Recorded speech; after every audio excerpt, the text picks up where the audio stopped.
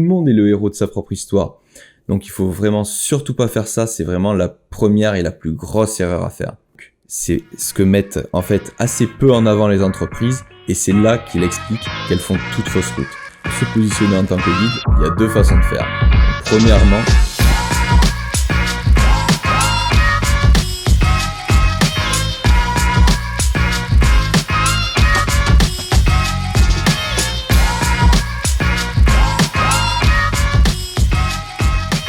hello les gars, j'espère que vous allez bien. Aujourd'hui, changement de décor comme vous pouvez le voir. On va aborder du coup la notion de storytelling qu'on n'a pas abordé jusqu'à présent. Comme vous savez, je suis vraiment adepte du copywriting parce que je suis convaincu qu'au-delà du visuel, c'est véritablement les mots qui font vendre. Et du coup, il y a plein d'approches pour le storytelling, mais on va le voir à travers l'œuvre de Donald Miller, Building a Story Brand, parce que je pense que c'est vraiment un pied de départ pour tous les gens qui veulent apprendre le storytelling. Donc écoutez, vous me connaissez, sans transition, c'est parti, on va voir son modèle. Let's go. Du coup, Miller, à travers son modèle, détermine 7 étapes communes à chaque histoire. Donc commençant par un héros a un problème et rencontre un guide qui lui donne un plan et le pousse à agir, qui lui permet d'éviter l'échec et termine par le succès. Donc voilà, je vous ai fait une petite traduction française spécialement pour vous, j'espère que vous l'aurez apprécié. Et du coup, maintenant, on va décortiquer ces étapes une par une. Du coup, première étape, les gars, le héros. Parce que dans toute histoire, il y a un héros. Et alors là, souvent, première erreur. Les entreprises qui parlent d'elles-mêmes comme le héros, ben, je vous le dis tout de suite, on s'en fout. Vous allez droit dans le mur. Parce qu'au final, c'est le client qui doit être le héros de sa propre histoire. Tout le monde est le héros de sa propre histoire. Donc il faut vraiment surtout pas faire ça, c'est vraiment la première et la plus grosse erreur à faire. Donc vous l'aurez compris, le client est le héros et votre entreprise va se positionner comme le guide. Parce que d'autant plus en se positionnant comme le guide, votre entreprise, elle va se positionner comme un expert dans son domaine. Donc ça, c'est d'autant plus intéressant. Donc la première étape, ça va être de se demander ce que désire le héros. Parce qu'en fait, sans ça, son sort, il nous importe peu à vrai dire. Et c'est vrai que c'est là qu'on commence à se dire, ah mais c'est déjà des choses qu'on aborde en termes de stratégie. Et en fait, vous allez voir que ce modèle, c'est véritablement lié en fait avec votre stratégie d'entreprise ou de votre organisation. Et la seconde étape, ça va être vraiment d'essayer de clarifier au maximum.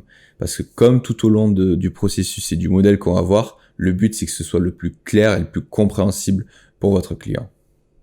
Une fois que vous avez déterminé le héros, qui au final correspond à votre cible ainsi que ses besoins, on va arriver sur la partie du problème. C'est une des parties les plus importantes parce qu'au final, dans toutes les stratégies, on essaie d'identifier véritablement le besoin qui est à la base qui déclenche une action. Alors je vais vous expliquer ça avec le modèle de Miller. En fait, au début, on est dans une situation de paix et de stabilité. Et sauf qu'un événement soudain va arriver et du coup va briser cette stabilité. Et c'est à ce moment-là que le héros va devoir se mettre en marche. Du coup, pour identifier le problème, Miller le décortique en 3 niveaux. Donc le premier niveau, ça va être le problème externe, donc qui va correspondre vraiment aux besoins primitifs un peu. C'est la face immergée de l'iceberg, celle qu'on peut voir, et la plus évidente. Ceci dit, la plus importante en revanche, c'est le problème interne. Donc là, c'est quelque chose qui va vraiment agir directement sur la personnalité qu'est le héros. Donc c'est ce que mettent en fait assez peu en avant les entreprises et c'est là qu'il explique qu'elles font toute fausse route. Parce qu'au final, il va falloir identifier quelle est la frustration qui pousse le héros à agir. Le dernier problème, c'est le problème philosophique. Lui, c'est un peu plus une question ouverte, donc pourquoi ce problème importe-t-il pour l'humanité par exemple? Donc si le héros pouvait résoudre ses problèmes tout seul, il n'y en aurait même pas eu. C'est pour ça que le guide, c'est un des personnages qu'on rencontre dans presque toutes les histoires. Vous l'aurez compris, se positionner en tant que héros, ça va venir directement interférer avec la vision de votre client. Et d'ailleurs, en fait, ils ont même pas le temps parce que se positionner comme le héros, ça va venir à raconter sa propre histoire. Et les gens n'ont pas le temps, en fait, ils sont beaucoup trop occupés à résoudre leurs problèmes. Pour se positionner en tant que guide, il y a 2 façons de faire. Donc, premièrement, il y a l'empathie. Donc, ça va être le fait de comprendre le problème du client. Donc, lui dire, je comprends ton problème, j'ai déjà vécu ça, ou personne ne devrait avoir à vivre ça. Donc il y a ce premier côté émotionnel, et le second, ça va être du coup l'autorité. Donc l'autorité, c'est quelque chose en fait qui est assez similaire à toutes les techniques de persuasion dont j'ai déjà parlé et dont la vidéo va sortir très prochainement, je pense que ce sera la prochaine. Donc ça peut être le fait de jouer sur des témoignages pour mettre en valeur votre entreprise, utiliser des logos institutionnels. Il y a énormément de façons de faire et le tout c'est de vraiment donner de la valeur et de la reconnaissance à votre entreprise. On arrive donc maintenant sur la partie du plan, parce que même si le client est maintenant convaincu peut-être de votre authenticité, c'est pas pour ça qu'il va être prêt à acheter. C'est comme si vous rencontriez quelqu'un et que de suite vous essayez de lui vendre quelque chose ou qu'il passait directement sur le bouton acheter maintenant. Et ça c'est pas possible. Ceci dit, il y a 2 biais sur lesquels on peut utiliser pour pouvoir amener le client à acheter. Les 2 choses qu'on peut utiliser du coup qui vont être pour rassurer le client, ça va être dans un premier temps le processus. Donc le processus, ça va être tout simplement d'indiquer la démarche à suivre au client. Donc Miller préconise d'utiliser un plan en 3 étapes pour clarifier du coup le sentier à suivre. Et parce qu'en fait au-delà de 3, il estime que 4, ça va apporter plus de confusion qu'autre chose. Et du coup le deuxième outil, ça va être l'accord. Donc ça va être si le premier, le processus, était dans un souci de clarté, l'accord, ça va être en fait pour limiter les peurs du client. Donc ça va être le genre de choses comme satisfait ou remboursé. Voilà, ça va être pour vraiment rassurer les peurs du client. On arrive à la 5e étape qui est de le pousser à agir. Pour Miller, call them to action.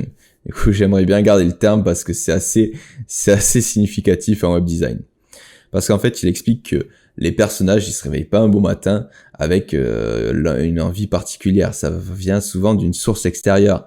Écrire une histoire avec un gars qui se réveille le matin et qui a envie de gravir l'Everest, ça a aucun intérêt et tu perdrais toute ton audience. C'est pour ça que l'événement, en fait, ça va être un sitier puissant et impactant. Parce que s'il est hésitant, les clients feront pas la démarche d'aller cliquer dessus.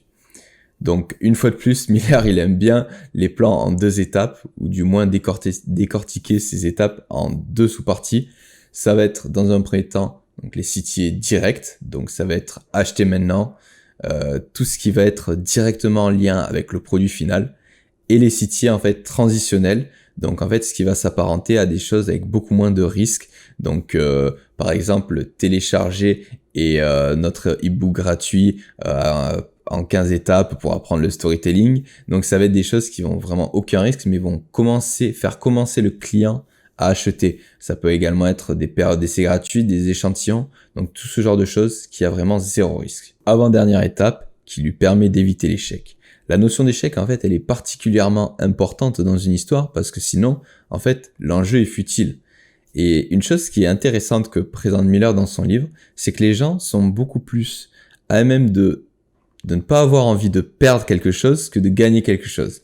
Pour expliquer ça d'une façon plus simple, en fait, il explique que les gens ont beaucoup plus de mal à perdre 100 € qu'ils seraient heureux d'en gagner 100.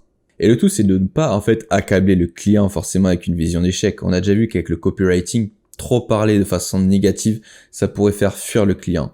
Le tout, c'est d'être, en fait, modéré dans ses propos, mais présenter les risques qu'il n'aurait à ne pas agir. Et du coup, on arrive maintenant à la dernière étape qui est le succès forcément. Et là, en fait, l'idée, c'est de laisser apercevoir au client une vision du succès. Donc, si vous ne connaissez pas exactement ce que pourrait ressentir votre client, vous pouvez tout simplement lui demander. Et en fait, il y a une transformation qui s'opère. Ça, c'est aussi un axe qu'a développé Miller pour essayer de clarifier les choses. Voilà, de toute façon, il veut absolument que ce soit très clair et qu'on parle de façon directe au client.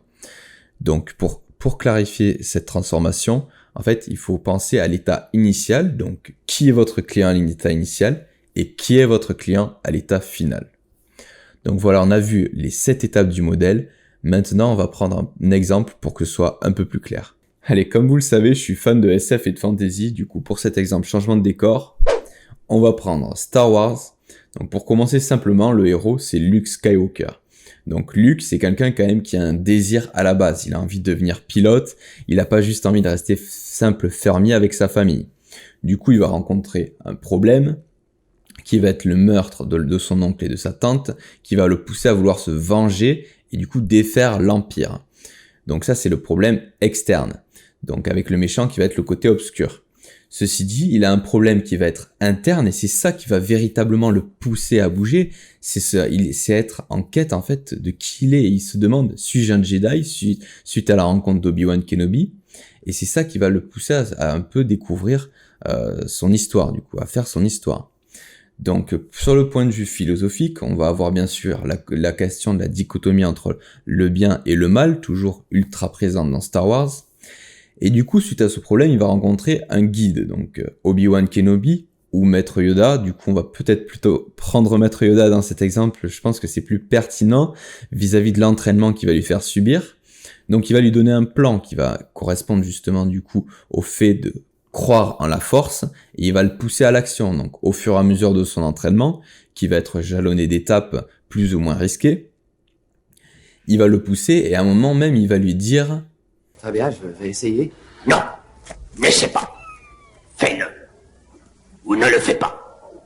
Mais il n'y a pas d'essai. Et donc, au terme de cet entraînement, le CTA final et direct, ça va être du coup de devoir affronter donc Dark Vador, son père.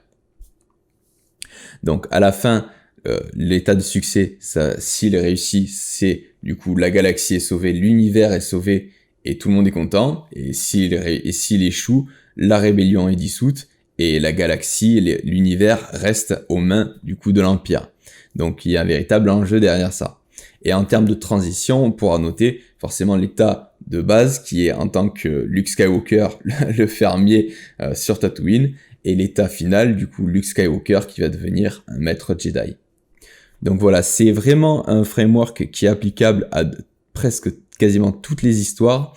Bien sûr, par rapport à une entreprise, ce sera adapté. Je vous invite à aller regarder sur Internet. Il y a des exemples concrets si vous voulez regarder par rapport à des organisations actuelles. Mais j'ai trouvé que le petit côté Star Wars, c'était assez ludique et un peu facile à comprendre. Donc voilà, on arrive au bout de cette vidéo. Franchement, j'ai trouvé cette analyse de ce modèle super intéressant parce qu'à la base, je pense que je cherchais plutôt quelque chose pour enrichir mon copywriting. Et au final, je me suis rendu compte qu'avec des techniques de storytelling aussi poussées que ce modèle, on peut même construire une stratégie autour de ça. Donc vraiment, je trouvais ça super passionnant. Je pense qu'on refera d'autres vidéos sur peut-être d'autres modèles de storytelling. Si ce format vous a plu, du coup, dites-le en commentaire. Laissez un like aussi si ça vous a plu parce que vraiment ça me motive de ouf de recevoir des j'aime. Et puis restez connectés, abonnez-vous, j'essaie de sortir au moins une vidéo par semaine. Et puis écoutez les gars, merci d'avoir écouté, à la prochaine.